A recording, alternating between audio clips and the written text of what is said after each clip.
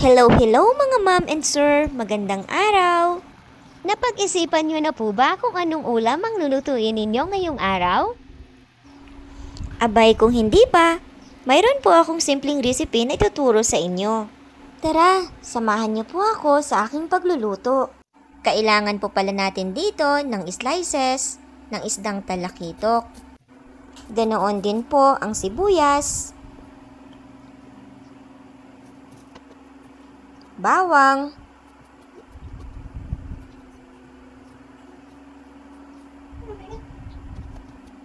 at kamatis. Hiwa-hiwain lang po natin ng maliliit ang mga kamatis para mabilis pong lumabas ang kanilang katas. Hindi ko na po pala tinanggal ang mga buto niyan.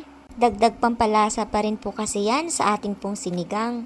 Sinigang na talakitok nga po pala ang lulutuin natin. Kaya kailangan din po natin ng pichay.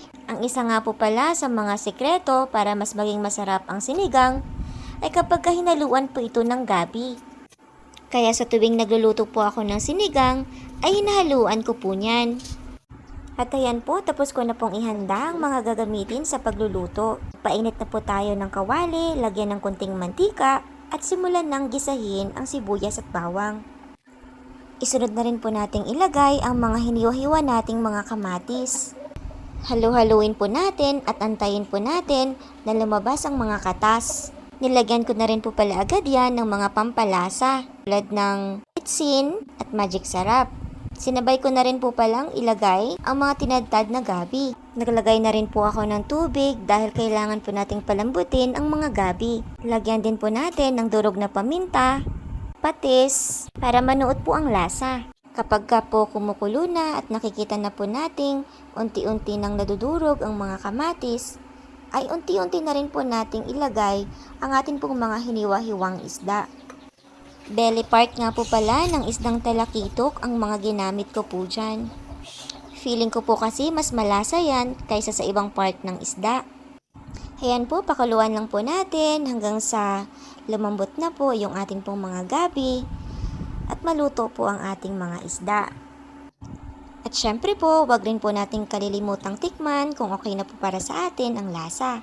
Kung hindi naman po, ay magdagdag po tayo ng asin.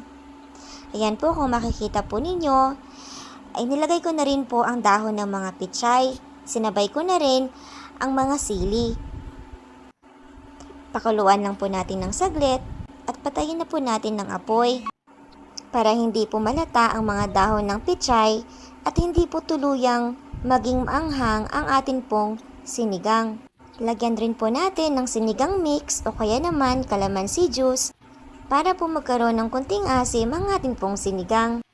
Yan lang po muna mga ma'am and sir. Bukas po ulit. Thank you for watching. Bye!